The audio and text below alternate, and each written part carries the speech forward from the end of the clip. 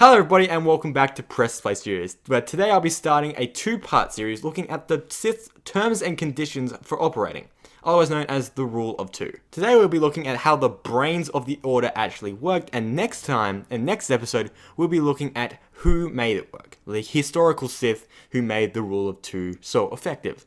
But today we're going to be looking at why it was so effective from a big brain standpoint, like what was so big brain about the Rule of Two. The story of the Rule of Two starts thousands of years before any of the events of the movies, back when it was the Old Republic era. Back then, being a Sith wasn't that different from being a Jedi. They lived quite similar lives. Chances were you're taken as a child with no say in what you were going to become, trained your entire life as a warrior for a group of powerful space wizards, and probably die before you got the chance to procreate. See, there isn't that much difference at all. The Old Republic was a very unstable time, and there was a ton of warring between the Jedi and the Sith. The Sith could match the Jedi in a fight because they could train multiple apprentices. They didn't have the reach and weren't able to get as many Force-sensitive children as the Jedi were, but because they trained multiple apprentices, meant that the Sith were able to quickly replenish their ranks, a lot quicker than what the Jedi could. But while this was effective in a wartime situation, being able to help the Sith replenish their ranks, it wasn't that effective over thousands of years, and actually made the Sith weaker as a result. You see, it's the nature of the Sith to want to kill their master. They are the ones standing in the way of power, and the Sith teach that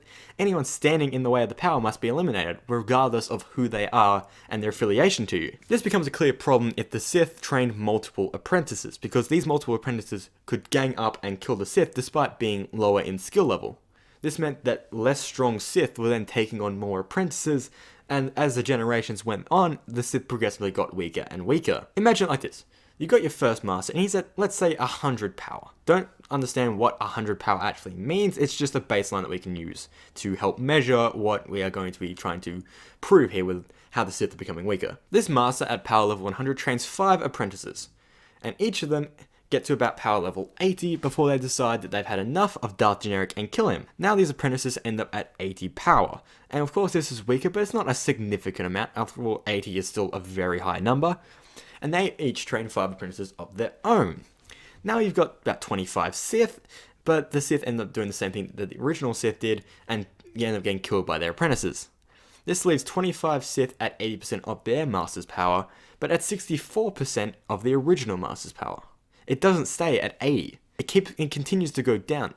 Of course it wasn't this simple, but this is just a way of conveying it to make sure that you guys actually understand what the problem is here. Well, some might argue this actually might be better because there's now more Sith around to share the power. This is actually bad because a lot of the Sith in the war times were dying quickly before they even got a chance to train one apprentice. Meaning that while they were being replenished, they weren't actually gaining that many more Sith from these apprentices, and they were losing power because of it. And of course, the less power that you have, the more likely you are to die on the battlefield younger, which means the less likely you're going to be able to train an apprentice, which means the less likely that people are actually able to replenish your place, as well as those who are actually being trained being weaker than what you were. It ends up being quite a big problem.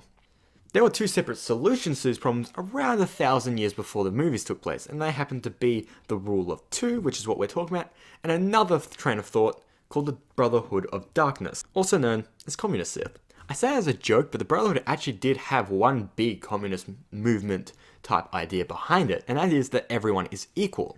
There is no inherently born more powerful or less powerful than each other, but everyone in the Brotherhood is equal to each other. There's no power to be craved. And this is what the creator, Lord Khan, was thinking. He thought that by getting rid of the power, which is what causes the Sith to kill their masters, there would be no need to kill the masters, allowing the apprentices to train to full power before the masters would die. And this is, once again like communism, great in principle, terrible in practice. Look, it did work, and it was quite effective at working, but there was one problem. There was a Sith who didn't quite agree with the way that it was actually being carried out, and he happened to be quite powerful in himself.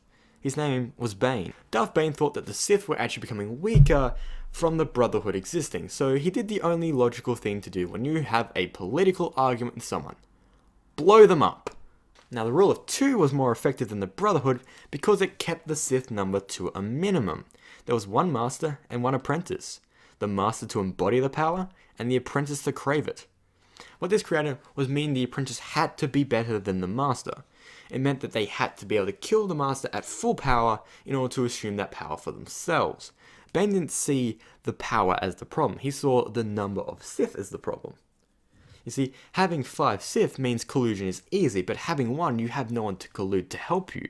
You have to beat the Sith through your own skill. Also, keeping the numbers down to just 2 Sith Lords for such a long time meant the Jedi would get complacent. They thought the Sith was extinct and they didn't have to worry about them. So they didn't prepare for a war that was the Sith would been planning for thousands of years. The Sith took over behind the scenes, thanks to the rule of 2, meaning they had the element of surprise.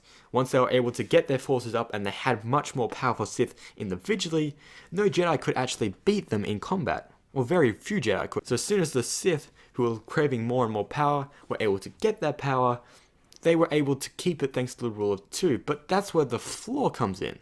Once they had the power, that's when the rule of 2 should have been abandoned. Good. It's great to gain power from the rule of 2, and the Sith wanted to keep the power, but there was no need to try and best the power that they already had.